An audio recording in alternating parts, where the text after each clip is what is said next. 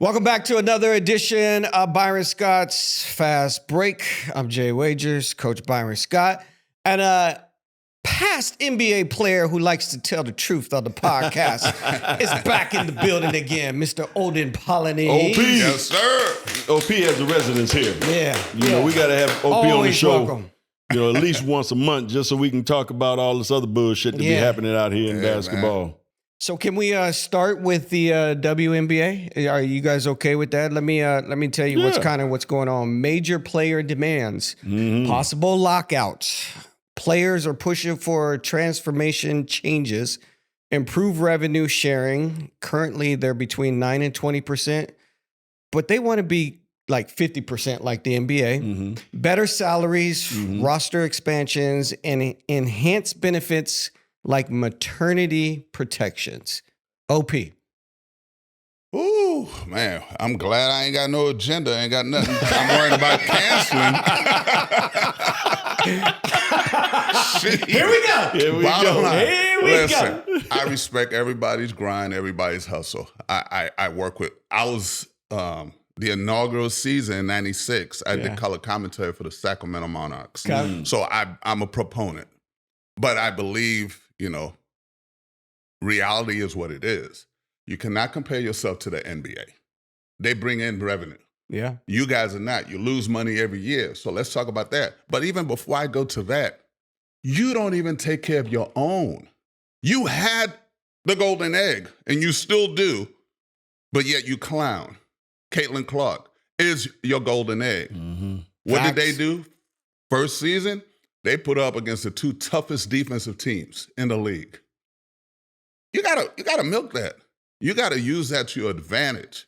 People clown and talked about, well, they had the Jordan rules and then the league changed. Yeah, because they knew what was going on. We need to protect our cash cow. We need to make sure that he brings in the revenue along with other people. But it's like, you're not even doing that for yourself. So how are you gonna start comparing yourself to the NBA or to whatever? Do your thing, but protect your situation as well, you know, before you start talking about all these demands. Because again, bottom line, you're not bringing in the revenue the way it should be for you to make these high demands. Yeah. I think you can, like you said, OP, I think you can make all these demands all you want. But the bottom line is if your bottom line isn't bringing in revenue, it's kind of hard to make these demands. You can't continue to say you want to be paid, and you're not saying you want to be paid like guys on the NBA, but you want to be put on that level. You're not going to get revenue sharing. You're not going to get 50%. You ain't going to get it. You're at 9% now or something like that. You ain't going to get it. So I think their demands has to be, I wouldn't say squashed, but they have to be where they're more realistic. Yeah. You know, obviously. That's it. Just be realistic about your demands. I ain't mad at them. I mean, you know, you got a cash cow, like you said, and what Caitlin Clark has been able to do in this WNBA. And then again, we tend to forget Angel Reese has had an historic season with double doubles. You know, we keep forgetting about her as well.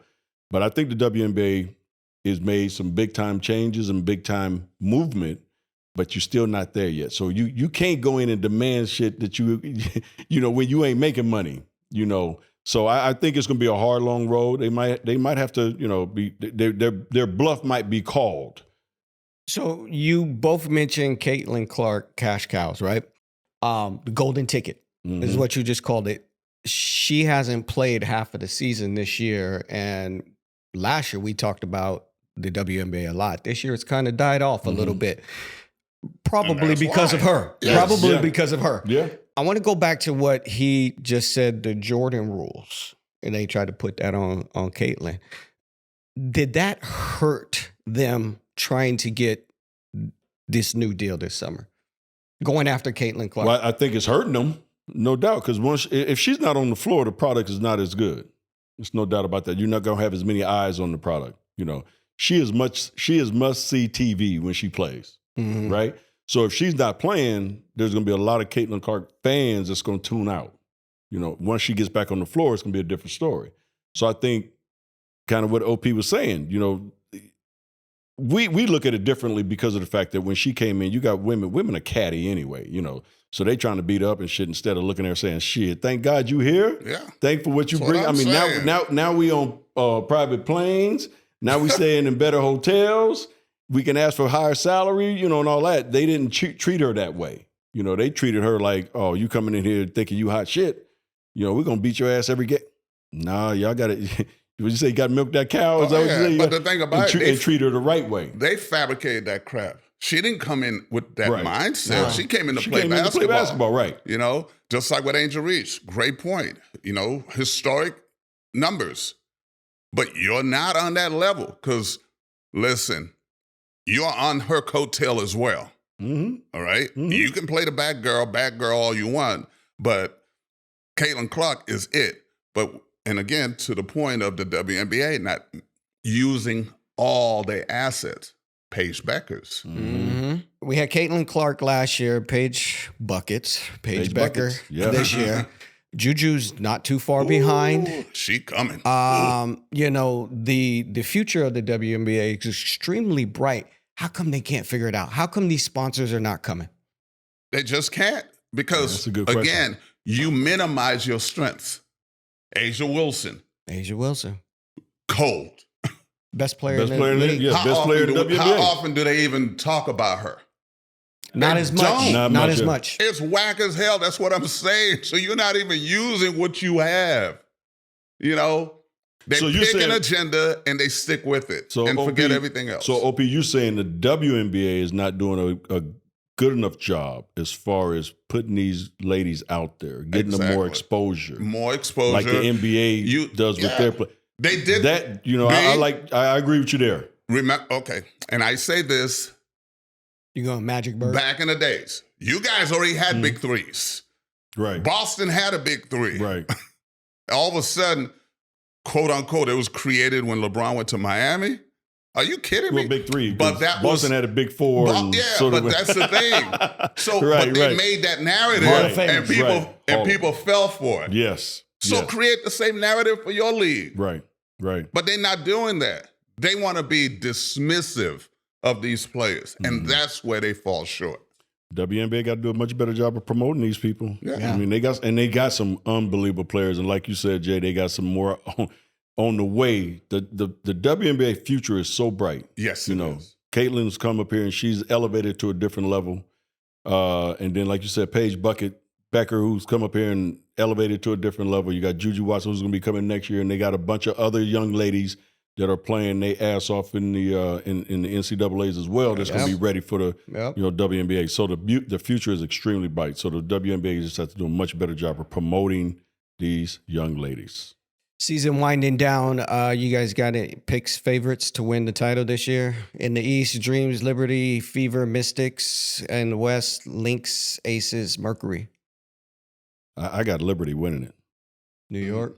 I got Liberty winning it. Well, I like how the Aces are playing now. Yeah. It wasn't that way early on in the season. They struggled. Man, I was watching them lose by 40 to teams, and I was like, what's going on? And they righted the ship.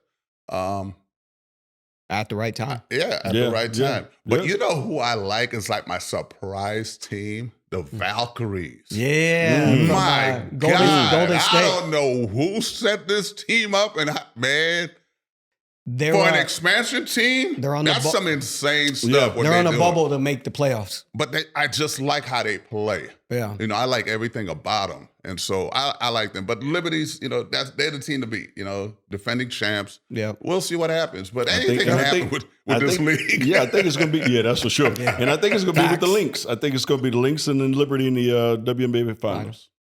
Okay. Put it this way. Wherever Nafisa Collier. Yeah, for real. If she's on the floor, that's the team to beat. That's the team. She's so cold and she's beautiful. Oh my God, she's so cold and beautiful. All right, so we're gonna move on here. We're gonna talk about the past NBA champions. Their core is coming back. SGA, Jalen Williams, Chet Holmgren, and the addition, Nikola Topic is as well on this team. Is OKC destined to start a dynasty, or defending this title is going to be too much for this young core? Yeah, they're about to get their head slapped. They're about to get their head bashed in. Listen, Bob. I said it before and I'll say it again. They got some of the most favorable whistles I've ever seen in basketball. Okay. Okay. But who they gonna get their head bashed exactly. in by? Who they gonna get their head bashed in by though? By everybody else. That West is going to be loaded. West gonna be loaded. The West is reloaded. Yeah. Okay. I love Houston with the KD pickup. Yeah, so many different components. We'll talk about that. But I'm telling you right now, they got the greatest whistles ever. Period. No one's talking about that. SGA, that was some insane stuff. There's no way you could be pushing off and getting the damn foul called under defense. That's insane. It's not going to happen this year.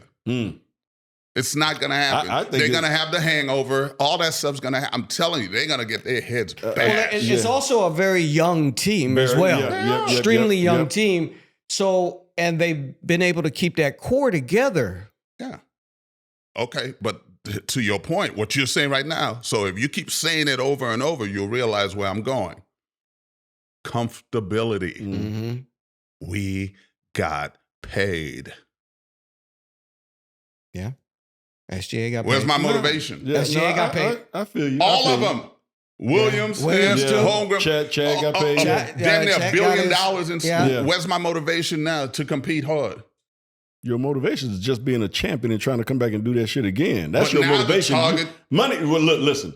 The great ones, money ain't never been the motivating factor anyway. Say that again? The great ones, money has never been a motivating factor anyway. It's all about winning. Yes. Money comes, right? They've already won. Money's come, right? But you're talking from our generation. I am, but I'm also, like you said the hangover and young, and you're absolutely right about that, because I know when we won in '85, we got back in '86. We were kind of that fat cat. We was, living on 85. We won. And, we could turn the switch on anytime we want. That shit don't happen like that. So if they don't learn from the past, if they don't understand how hard it is to repeat and do this shit again, that you got to even play better and you got to play harder, because everybody's coming after you now. I'm mad at you. I'm just saying. I'm mad at you. I'm just saying. Everybody's coming at you. So Scott. I'm still saying that they're the favorite in the Western Conference. You the champ till somebody knock you off. Yeah. They are the favorite in the Western Conference to come back and repeat. Now, they had a lot of things go well for them. A lot of things went right for them. Indiana, Hillenberger getting hurt. Yeah. I mean, and even before Indiana, you go Boston, Jason Tatum getting hurt. Yeah. They had a lot of things go right for them, but I still think in the West, you got to say that they are the favorite team in the West. He said something that I want to bring to the forefront. The 80s Lakers, the Kobe Shaq Lakers, they could flip a switch at any time and turn it on and beat anybody on any given night. Is there a vet team out there that can take on this young core team of OKC and turn it on and just clean the floor with these? But I got to go back to being mad at him.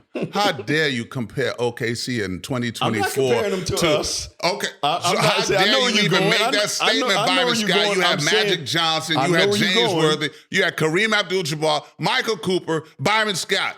Stop it. These guys cannot flip a switch. I don't give a damn. Okay, but I'm not making that comparison as far as the play. I'm just saying as far as mentality. They don't have the mentality from the 80s and 90s. That's what I'm saying. I understand where y'all coming from with them being young. What switch are they going to flip? They don't even know the flip exists. Oh, P, you absolutely right. I don't even know it exists. I'm just saying. We got lucky. I'm just saying they have all the ingredients coming back to this year to do this shit again. Now, I'm not saying they're going to win it again. I'm just saying you have to say they're the favorite. For they're sure. The favorites, okay, that's all I'm saying. Okay, you have to say that they're the favorite. They are what the Denver Nuggets did 2 years ago. So what vet team can clean the floor? The Warriors. Golden State. That's who I like. I like the Warriors. What about Denver? Again, people got lucky because what happened? Yeah, they got injuries and stuff. I understand. The injuries, like I like Golden State. Steph going down hurt. I like Denver. So I like Denver to reload it. I know. think that trade was perfect for them with Cam Johnson now instead of Michael Porter. Michael Porter can go to the East and do his thing, get the ball more. I like Denver coming back. I don't know about Adelman as the coach. They're gonna walk all over him. But I think, I think the Lakers are always in the mix. They'll be there. They're in the mix. If they can get a couple of nice 3-and-D guys to perform, Luka's going to do his thing. LeBron's still playing at a high level. But I'm telling you, that target now, because people saw them win the championship, and they have it. Doubt. Yeah, we're coming. And don't forget about Minnesota. Minnesota's going to be there. And then, like you said, all about them. Yeah, the dark horse is probably Houston. Like you said, with the addition of KD, I still think the Lakers need another piece or two. I love the acquisition to get Marcus Smart, because you got a guy who's won a championship. He's a veteran. He's tough. He defends. They need guys who can defend. Yeah. Because you got two, in Luka and LeBron, who are unbelievable players as far as getting buckets and getting other guys bucket. But when you go on that other end, they're a liability. And you need guys that can cover that up. Especially when you're in your 23rd year, you ain't really trying to sit down and defend. So you need guys that can make up for what they're not going to be able to give you on the defensive end.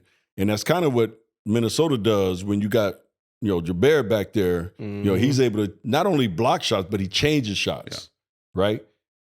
And I think that's what the Lakers have to get to. They got to have a couple of guys coming off that bench that understand that your role is basically to defend, block shots, rebound, whatever the case may be. And then hopefully a couple of guys off that bench can score. Because OKC and Indiana also showed us that you ain't winning championships with 7, 8 guys. No. New York. You got to go to New York. You go to New York. I mean, as great a job as Coach did there, Well, he got fired. He got fired because, but again, he ran those guys into ground. You playing 7 guys, you playing Bronson 40-plus minutes a night. Sooner or later, you're going to break down after 82 games. You're going to break down. Do.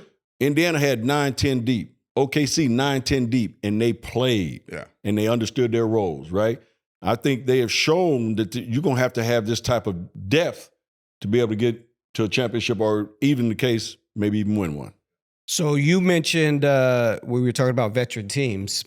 You mentioned the Warriors. You mentioned the Nuggets. The oldest team in the league, the Clippers. Mm-hmm. Do they have a chance? Yeah. Oh, definitely. I love the Lopez pickup. CP, that was coming back. Mm-hmm. I thought that's because now he's gonna settle in a spot where he's very comfortable, and you know what you're getting. Mm-hmm. You don't have to wonder with him. And so Kawhi being healthy is critical. Mm-hmm. Harden is Harden. He's gonna be get what you get. His offense is his defense. Yeah, his offense is his defense. What about his lack of playoff But wins? you have enough defenders to offset that's true. him. His lack of playoff success. Yes. I think it's really going to be predicated on the guys around him now. They can make up for his lack of success. And I think the other thing is he doesn't have to be the go-to guy on this team. But he's in the groundhog loop, though. Yeah. Once it started, Yeah. that Miami series, when they lost and he didn't show up for whatever reasons, whether he was out partying every night or whatever it was, something happened and he got in that loop because it kept happening. But OP, every he's playoffs. been in that loop for And years. I know that's what I'm saying. So he's not getting out of it. Mm-hmm. Yeah, but that's what I'm saying. You don't have the pressure. He doesn't have the pressure this year, to me, of having to have the ball in his hands when that game is on the line all the time. Yeah. You got Kawhi. Now you got CP. Now you got a couple of guys that can take that pressure off of him. Yeah, which I think helps him big time. Move him off the ball. Yeah, the Clippers. Yeah, that like you said, the oldest team in the league. But do they have a chance? Like OP said, absolutely. And you got to throw in the fact that they got one of the best coaches too. Yeah, yeah. I like him. Moving on.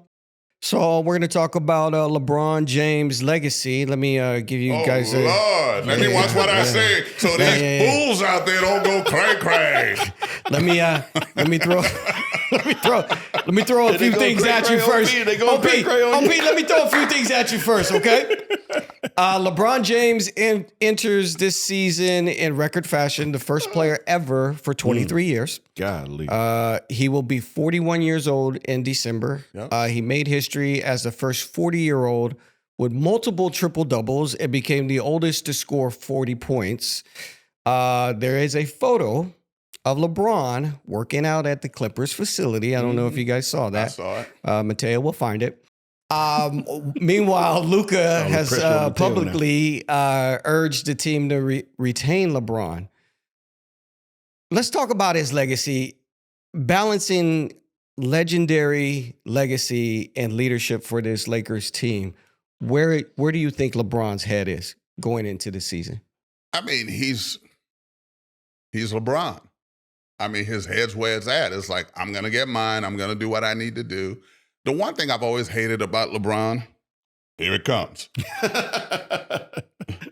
It's like, when they win, it's all him. When they lose, it's all them. I've always hated that narrative. We could have spoken more to his greatness if one day he had said, that's on me. Just one time. That's on me. And to me, that's the problem. Again, one of the greatest ever. One of the greatest ever. I admit it. I'm a fan. I love LeBron James, people. But damn it, facts are facts.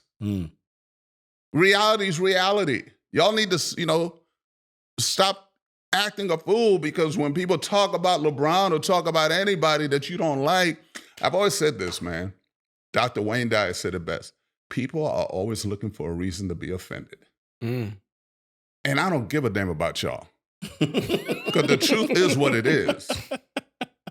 LeBron is one of the greatest. We'll go down in history, probably the greatest ever. But I can still keep saying that and say that Michael Jordan is the greatest to ever touch a basketball and be correct. Or I can say it's Kobe, or I can say it's Wilt. God damn it, change your diapers. You know what, OP? This is what I've always said, and I truly believe this. There's a lot of people on social media, a lot of people that are broadcasters or sportscasters, whatever, in the media, that have their narrative on who's the greatest and this and that. But do you think that plays more of a role today is because there's more and it's more accessible without a where doubt. people have a cell phone Without a doubt. and Without see a doubt. everything? But kind of to piggyback on what OP said, those people who have a mic in their hands and they're saying this guy is not great or this guy's trash, that have never played in the NBA, to me, you have no right to ever say some shit like that when you ain't never played, right? Okay? So for him to say how he feels about LeBron James, okay, that makes more sense. He played in the NBA for a long time. Yeah. You know what I mean? So our opinion on guys that we played against or guys that we coached against should matter a little bit more.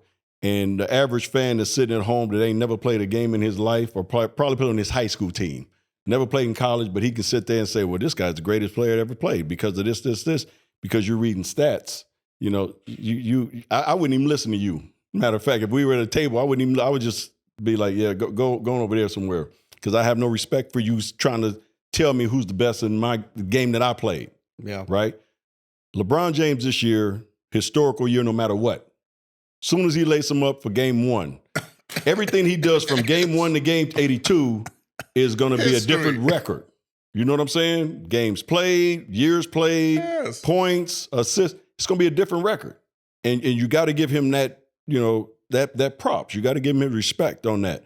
Now, the category, when we start talking about the greatest, we all have our different opinions on who the greatest is of all times. I think it's 3 that you got to, well, it's more than 3, really, in my opinion. But I think the most that people talk about is LeBron and MJ. And I still think, Kobe's going to be in there somewhere.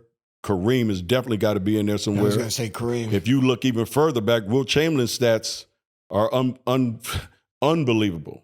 So the Lakers this year, what is LeBron going to do as far as being with the Lakers this year? He's going to take a back seat, as he did last year when Luka came, which he understands that this is Luka's team now. Mm-hmm. This is his team. And so we know that he's going to take a back seat to him. But again, he still needs a couple of guys off that bench, because LeBron's going to. I guarantee you this year he's going to average 25, 8 and 8.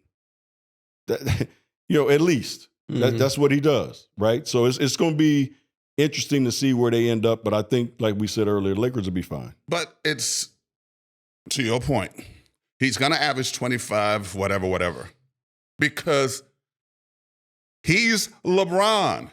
He stays in shape. Mm-hmm. That's number one. And I said this the last time we were here.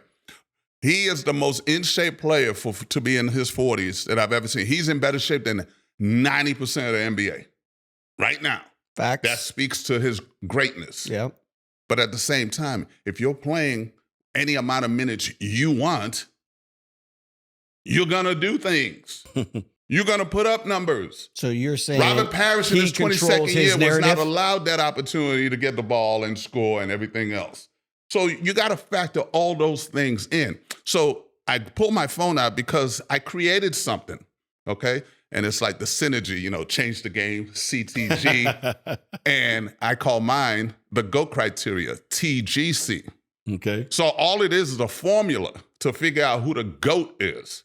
So you just you do your research, get all the numbers, and you throw them in, and they get a point. Like, for example, if you're LeBron right now is the number one scorer. So from 37,000 points to, let's say 33,000 to 40,000 or whatever it is and above, you get 5 points, and below that, you get 4 points. Below that, so you do your pluses and minuses, plus 5,000, whatever. Then you add up all the points and see who the GOAT is. Because now it's not about emotions, people. It's about numbers. Totally. So like with championships, Bill Russell would get 5 points because he's got 11 rings. Yeah. LeBron has 4 points, so he would probably get 3 points. So now you're going to add the points up. LeBron's not going to get all 5s, right? Right. Because everything's going to even out eventually. Will Chamberlain's going to get a lot of points because he's got a lot of records. What about intangibles? What's that? Intangibles. You put all of that in there. It's not some you can add intangibles. Some of those things you can't put as a score. I mean, I can tell you when Kobe went and Game 7 versus Boston to win the title, he had to do all the other things on the court because his night wasn't that great in scoring. Okay. So intangibles helping making his teammates better that night. Well, that's what I'm saying. Magic. So intangibles, but intangibles bring back players better. But intangibles bring back emotion. That's what I'm saying. This is nothing but numbers. All numbers. But numbers can lie. And numbers can be, misconstrued because. But it gives you a better outlook. Well, it might give you a better base. And then also, I think the other thing that kind of comes into play too, OP, is that the errors that were played. Because now the game is so. This game now, you can't touch nobody. You can't touch anybody. So the scoring goes up. Where back when we played, it was all about defense, and you got the shit knocked out of you every time you went to the basketball. Hey man, I'm just trying to give people a better base. You know what I'm saying? That's all. No, I hear you. I read a quote the other day on the internet yesterday. It said, back when you guys play, players would be pissed when they couldn't play. Yeah. Now players are pissed when they have to play. Yep, that's true. No. They're mad because I got to play tonight. Yeah. Dudes were not skipping games, man. Because you know why, B? You were risking losing your job. Yeah. If you miss more than 3 games in Detroit with Vinnie Johnson sitting there, you losing that spot. Yeah. No, I agree. I think it's not only fear of losing your job, but I think it was just want to play. Yeah. Every year that I went into the season, I said, man, my biggest goal was to win a championship, obviously. Yeah. But my personal biggest goal was I want to see if I can play 82 games. 82 games. That was the biggest goal for me. Talk about the number of games. I'm going to ask this question. Over under, how many games will LeBron play in his 23rd season? I say 65. 65. He's going to take some nights off just to take them off. Say 60. Byron. So you're saying he's going to miss 17 games. I'm saying he's going to miss 22. You're saying he's going to miss almost 30. I agree with that. He's got Father Time on the ropes right now. He got him on the ropes? He got him on the ropes. He got Father Time doing the dope rope. The rope dope. He got Father Time sitting there like this. I've never seen that. Me neither. And I agree with you. Whatsoever. I've never seen somebody like this. So you say he's, better shape than 90% of people in the league. I believe that. What is this deal with him taking a picture at the Clippers facility? Just to work out, I guess. See, and I don't what do you want to take throw of that? I don't want to throw the word of the day out there, which is narcissistic. Mm-hmm. But it's kind of like along those lines. It's like he's doing. So he's doing it on purpose. He has to stay talked about. He has to stay in the media. That's all it is. He knew what he was doing. He's like, I'm gonna go to the Clipper facility, even though we have our own facility, even though I'm LeBron James, I can get in any facility I want in the world, right? Just like he's about to do this haircut for Kai Cenat. I'm like, come on, dude, you're doing what? Dude, just go on vacay. It did trip me out when you said he was working out at the Clipper facility. I was like, what? Because if you turn that around, I guarantee you Kawhi Leonard couldn't work out the Lakers facility. Nope. I guarantee you that. Nope. Exactly. James Harden, nope. So it did trip me out when you said, I was like, wait a minute, he worked out where? Yes. Oh, okay, all right. The fact that they allowed him to... Exactly. I'm like, nah, that ain't happening. That ain't happening at the Lakers facility. All right, we're going to stay with the Lakers. So, of course, last season's blockbuster trade, Luka to the Lakers, people still view that as Lakers winning that trade. They did. In the wake of the move, Luka, he looks in incredible shape this summer, showcased in the Men's Health Fitness magazines. Has the trade and fitness makeover, I'll start with you, Byron, reshaped how people are going to view Luka on the Lakers this year? The only way people are going to view him is once he gets on the basketball court. Yeah, I mean, right now you can look at him and say, oh, he looks great, looks in fantastic shape. Yeah, that's just like saying, well, the Lakers back in 2000, whatever, when they had Gary Payton and Karl Malone, it's like, oh, man, these guys going to win the championship. Yeah, Hall of Famers. Yeah, it looks good on paper. So right now, yeah, he looks good. You're looking at him like, man, Luka looks great. Look like he's ready to go. But until you step on that basketball court, you can actually see him going up and down the floor. And then what most of us are going to do is say, let's see if he plays defense. Let's see if he plays defense. Losing all that weight, getting in great shape. Let's see if he plays defense. That's going to be the telltale sign. OP? I mean, I totally agree. And I was going to jump on something else also. It's like, okay, I'm going to wait. I'm going to reserve my answer almost till game 32.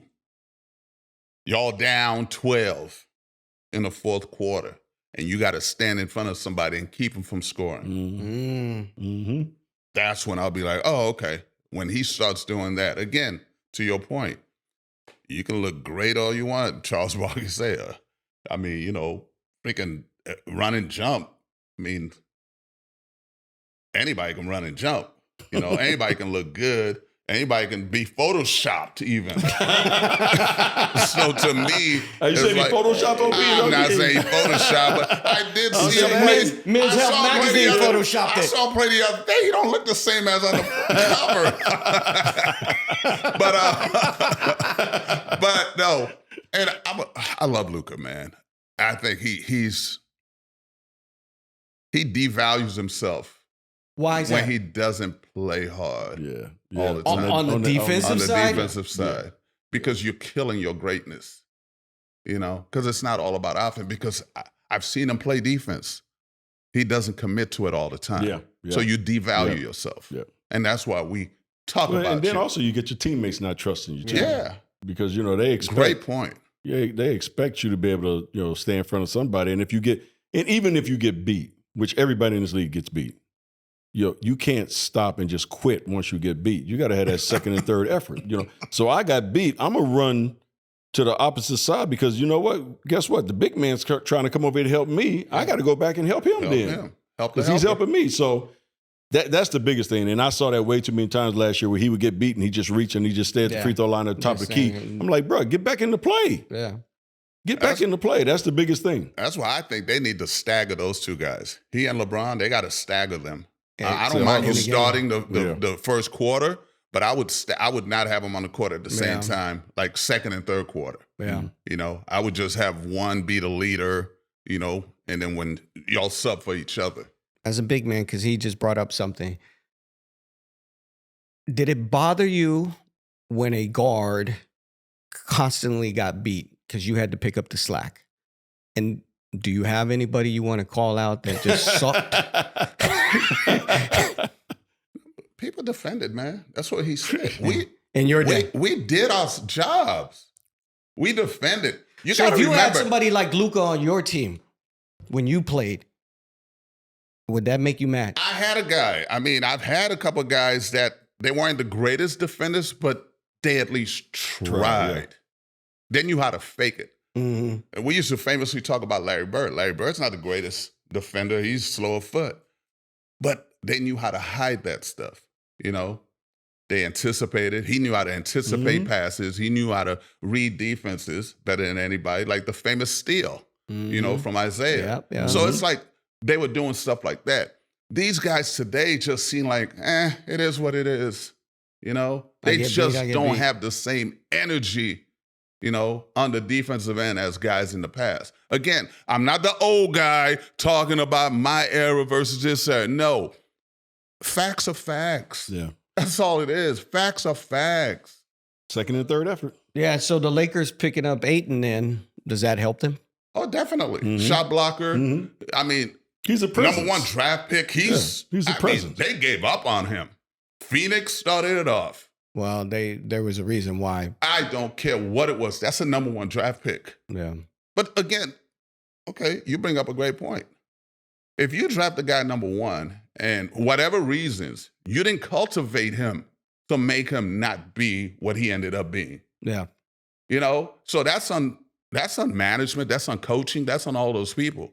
I risked a number 1 draft pick on you. Now you gave a number 1 draft pick talent to the Lakers? Well, wow. Don't forget now, he went from Phoenix to Portland. No, I know. Yeah. And they did the same thing in Portland Portland. did the same thing. Exactly. And now you send him to LA. Yeah, but you also got to take into account, if that's the second place he's done it, then it's not. You can absolutely say, okay, that's up to the management, coaching, and everything else.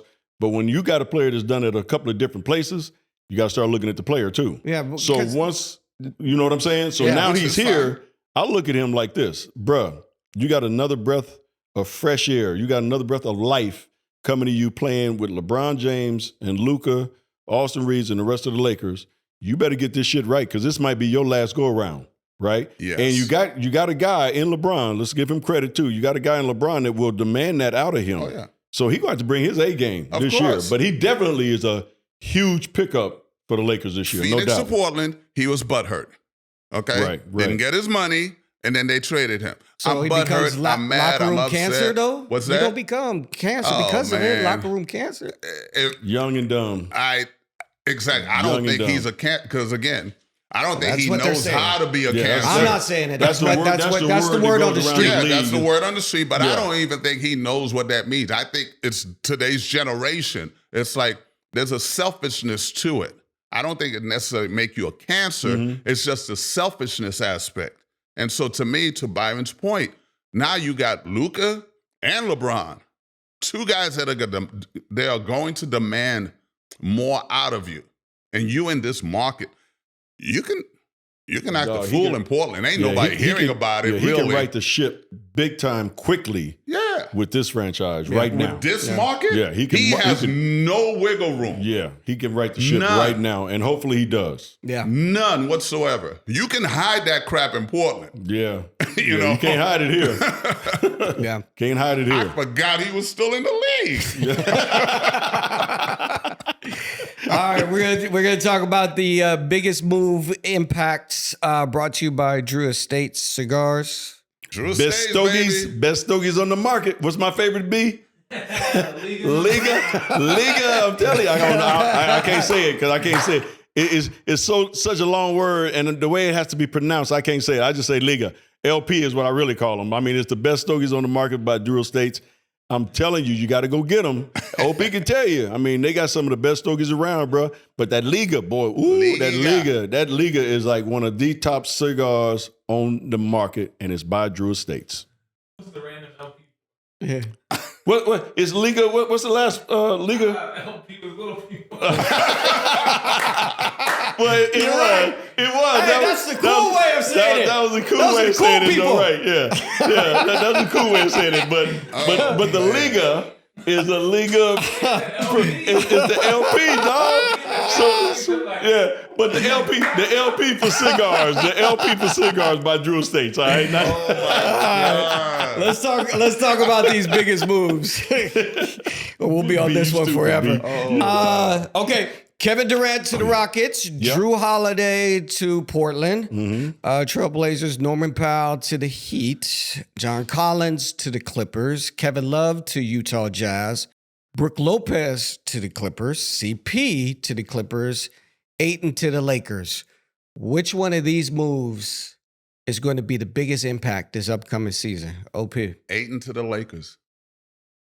Number one. Why? Because they need that. They needed an anchor. They really did. Because I think he's gonna make up for a lot of the Olay defenses of LeBron and Luka. He can definitely cover ground. And now you bring Jackson Hayes off the bench where he belongs. You know, he's a bench guy. He's not a starter. You know, bring your energy off the bench. But I think Ayton's definitely it. I mean, KD's too obvious. That's why I'm not even going to talk about that. KD, wherever KD is, you got a chance. You know, when he got to the Warriors, that was just overkill. So wherever he is, he's the man. Yeah, but he hasn't won anywhere but at the Warriors. And that's to the greatness of the Warriors as well. Yeah. Okay, so it's a combination of things now. It's not just, but I do believe that with Sengun and we'll talk about the Rockets in a second. Fleet, Yeah. I like Houston's abilities by adding Kevin Durant. But to me, the number one trade, in my personal opinion, is DeAndre Ayton, because the Lakers, like I said, no other team can make this statement, but the Lakers every year have a chance to make the NBA Finals. I'm going to go with the obvious, like you said, Kevin Durant. Yeah. And I think when you talk about a young team like Houston, when you bring in a vet like Kevin Durant that can flat out score, get it done, plays on both ends. He's not one of those guys that's a terrible defender. He always tries, but he can elevate a team, especially with his scoring. He's got the experience with this team of winning. They're that close to being able to break that barrier and get to an NBA championship type game or series. So I like Kevin Durant. Now, the biggest question with KD is, can he stay healthy? If he can stay healthy for this Rocket team, then this Rocket team can be very, very dangerous this year. So you're saying that he can go to the finals, but he was in Phoenix with absolutely great talent, and he couldn't take them to the finals? Again, yeah, you know, we all know, and especially me and him, we all know that talent isn't everything. Yep. You know, having great talent doesn't mean you're going to have a great basketball team. Chemistry and camaraderie are so important in sports. Yeah. You know, and I think with this Houston team, he'll have better chemistry and camaraderie with these guys, because these guys are looking up to him. They respect him. They expect him to come in and be like their, I wouldn't say savior, but be that missing piece. You know, Phoenix, you had Bradley, who was, man, I'm the shit. You know, you had Devin Booker, I'm the shit. You know, and then you got, so I don't think they had a good fit in Phoenix. You know, it was, very talented, but fit-wise, it just wasn't a good fit in Phoenix. 3 similar players with drastic games. No cohesiveness whatsoever. And that's what it was. Then you had the debacle with the coaching. Yep. And so to me, it's all those things. I used to say this all the time. You're my coach. You're not my boss. We're co-workers. And if you all are not able to get on the same page as co-workers, you're going to have issues. You're done. You're going to have issues. And so to me, that was one of the main problems. And so, but KD is a generational talent, you know, unlike Arch Manning. But wow. Sorry. I had to go on out there. So, because we know what it looks like. So KD is a generational talent. And so he's going to help that team. But to the point of like how teams are, the cohesiveness, that's why OKC won. And this league is very much copycat. I promise you there's going to be teams now going, well, we got to get guys that really like each other, that get along. Because important. They showed that. Yeah. It's important. We got along, we rooted for each other, and look what happened. Gotcha. As long as you got teams that continue to think about the name on the front of the jersey instead of the name on the back of the jersey, they can be successful. Yeah. When you got a bunch of individuals that's thinking about the name on that back, you're going to have problems. Moving on to the "You're my coach, not my boss" segment. Mike Brown goes to the Knicks. Yeah. Jordan Ott goes to the Suns. Mitch Johnson goes to the Spurs. Kind of, sort of. Stayed Because Pop is basically still there. Tomas Lesalo to the Grizzlies. And Alderman takes over the Nuggets. Which one of these coaches has the most to prove with these squads? I'll start with you, Byron. You know who I think it is? I think it's Mike Brown. Yeah. I think he's been to so many places, coached so many teams, so many different organizations. Why has he been in so many cities? As a head, assistant, success, not success. Yeah, I don't know. I mean, he had success up north in Sac, but Lakers. I'll tell you exactly. Yeah. OP might know better than I know. I have no idea, but I do know for me, he's going to have the bullseyes on his back. Because number one, being a coach in this league for so many years on so many different teams, and now you go to New York where they expect, after the success they had this year, Eastern Conference Finals with Tom Thibodeau, right? They expect, all right, we got to the Eastern Conference Finals and they fired Tom, so we bringing you in here to get us to the finals and win a championship. So I think the biggest pressure and the biggest target is going to be on Mike Brown's back. You know, when I knew he lost the job in Sacramento, there was a timeout, and he grabbed, I think it was Malik Monk. I may be mistaken on the player. It might have been Malik. And he demonstrated on the floor. First coach to ever do that. Okay? That's what college coaches do. That's what high school coaches do. You don't demonstrate with an NBA player on the floor during a timeout.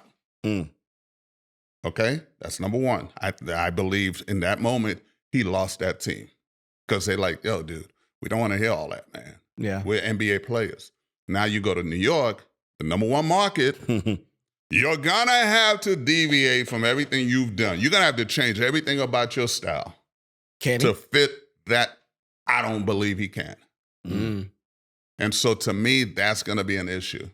And those guys, they're who they are. They fired the guy who got him. Yeah, got to the Eastern Conference Finals. And I think Tom Thibodeau did a hell of a job of getting a team with a lot less talent than the teams that they were facing in the playoffs to the Eastern Conference Finals. Yes. And I thought going into this year that all he needed to do was add a few more pieces off that bench because he relies so heavily on the starters that I thought it ended up being a detriment to the team because you wearing them down. You got to get 3 or 4 more guys off that bench. Yeah. They can come in and alleviate some of that pressure that those guys had. Yeah. When you fire him and you bring in somebody else, basically you're saying, look, we got to the Eastern Conference Final with Thibodeau. We expect to get to the NBA Finals this year. And Mike's going to play more players. Yeah. But how are they going to handle it now when they're getting pulled? Yeah. Yeah. Did you have a different coach or you say it's Mike Brown as well? I believe it's Mike Brown only because of the market. The fact that he's coaching the Knicks. The other guys, I don't even know their damn names. You were saying, I'm like, who the hell is this guy? David Alderman? Hey, I know who Alderman is. Okay. Yeah, of course. I know Little Alderman. But the other ones, I'm like, when they sneak them in? NBA is good at that, man. They will sneak them suckers in on you, man. I'm like, wow. And I still can't get a damn job. All right, we're gonna get you guys out of here on this. This is kind of like a rapid fire, so you can just give me a one answer if it feels. If you want to elaborate, you can. We got to get out of here. So Knicks, we just talked about the Knicks. How much pressure to make the finals? I think they have the most pressure in the Eastern Conference. From 0 to 10, 77. Okay. Cleveland Cavaliers, great squad. They got 4 power players. Do they have enough to come out of the East this year? Hell no. Yes. Yes. You tripping. Again, injuries. You derailed them in the playoffs. Big time injuries derailed them. They got enough, OP, to get in the NBA Finals. They can't. They better stop playing them 2 big guys together. Okay. Jared Allen and Mobley cannot coexist at the same time. You got to, again, the stagger thing. You got to play one at a time. Okay. It clogs everything else up. Donovan Mitchell can't do anything. Okay. Orlando Magic. Paola Franz are now armed with Desmond Bain, the shooting. Yeah. Do you think they can make a run? Yes. I like Orlando. Yeah. Jamal Mosley, great young coach. Yeah. I like him a lot. The Desmond Bain pickup was huge for them. You know, the Wagner boys, they do their thing. And Paulo Banchero, man, he's him. Baller. He's him. Baller. I don't care what anybody say. Yeah, He's a LeBron remix. I'm gonna have to agree with OP, but not as emphatically as he said it. He was like, yes. I'm gonna have to say, yeah, I think they got a chance. And again, You're like on you that said, fence, huh? I'm on that fence. But Jamal, the head coach, who's one of my assistants in Cleveland, unbelievable, talented head coach, great basketball mind. Got these guys playing at a high level right now. But I'm still a little bit on the fence. But I think Orlando's going to be good this year. Okay. All right. 2 more teams, both coming from the West because we talked about the East. The Rockets, adding KD, do they have to go to the NBA Finals this year to be successful? They're not going to the NBA Finals. All I say is that KD is definitely a plus. He's going to help, but they're not getting to the finals. Okay, to answer the question, yes, they have to get to the finals for it to be successful for them to make that deal. Because, again, you're giving up 2 young studs that they gave up to get KD. And all those draft picks. Yeah, and all those draft picks. And you get KD for what? Because you want to do what? You want to get to the NBA Finals. Yeah, that's obvious. Of course. Okay. Oh. So I'm saying if they don't get there. They have to get to the NBA Finals for it to be a success. But they're not getting to the NBA Finals. Okay, but I'm saying they got to get there for it to be a success. But they're not getting it. All right, one more. Timberwolves. Mm-hmm. They've made deep runs the last 2 years. Are they ever going to get over the hump? Done. Yes. They're going to get over that hump? Yeah, they're going. They like, look, I'm going to put this in a golf terminology for you. You know how stacked the West is. Yeah, I do. But you know what? Tommy Fleetwood kept losing too. Second pick. He got second place. And he was such a great golfer, got such a great swing. Sooner or later, you're going to knock that door down, which he did in the final tournament of the year. I think Minnesota has been knocking at that door that sooner or later they will knock that door down. They'll get there. Nope. Okay, OP. Why, OP? As long as Finch is the head coach, nope. Wow. Okay. I go with the universe, man. There's certain people, certain things. There's certain looks. There's certain different combination of things that tell you if you're going to make it and win. Finch does not look like a head coach. Just like Thibodeau. Thibodeau's like, can you imagine him winning a championship? Ew, no, it ain't happening. Finch is not a championship coach, okay? Because he makes all the wrong moves at all the right times, okay? Okay. And so to me, 2 years back to back, they're not getting. You like that one, huh? I'm still processing that one. He makes all the wrong moves. He makes all the wrong moves at the right time. All the wrong moves at the right time. Okay, I like that. Okay. All right. So no, they're not. Okay. And I don't think Anthony Edwards is really him. He's him, but he's done some stuff. Now. He's done some stuff that makes me. Yeah, I used to really like him. It's like the way he's moving now. That's the only problem. He's him, but he's got to grow up. Yeah, he's got to grow up. He's just immature. He's got to grow up, but he is him.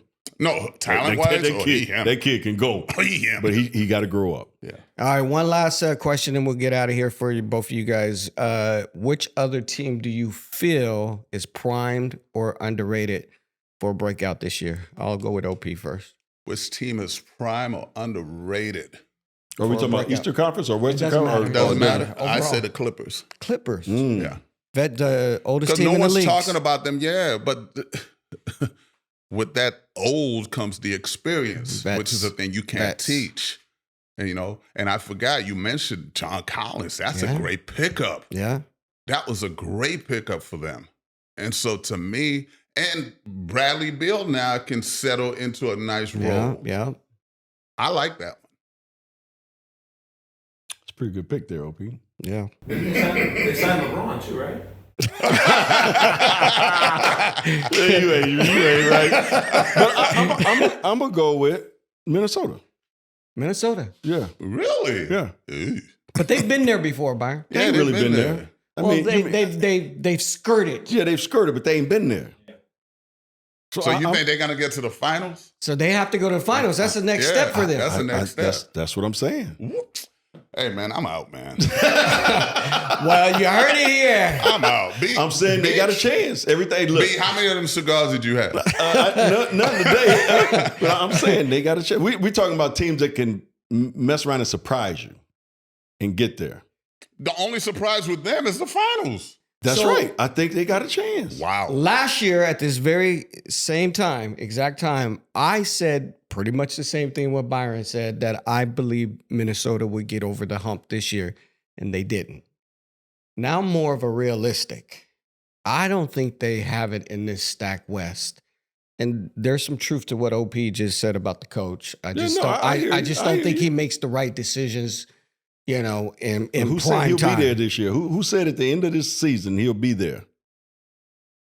And that throws a big wrench in everything you're talking about, too. Because ain't nobody coming in the middle of the season. It's going to be hard. Hey, we'll see. All right, ladies We'll and see. gentlemen, you heard it right here. Another edition of Byron Ain't no Scott's Byron Scott's coming out today. Fast Break with our we could call him a co-host. Yeah, OP, he's like- yeah, Olden that's our Polynice. You know, one thing we're gonna get out of Olden is blunt. truth. Blunt. He's gonna be Call me blunt. whatever you want. Just call me late for dinner. That's it. Thank you guys. We appreciate it. Thank This you. is another edition of Byron Scott's Fast Break. We appreciate you very much. US Stage, I need me a cigar. Thank you for watching Byron Scott's Fast Break. If you like what you saw, here's some more videos. And while you're at it, don't forget to like, comment, and subscribe.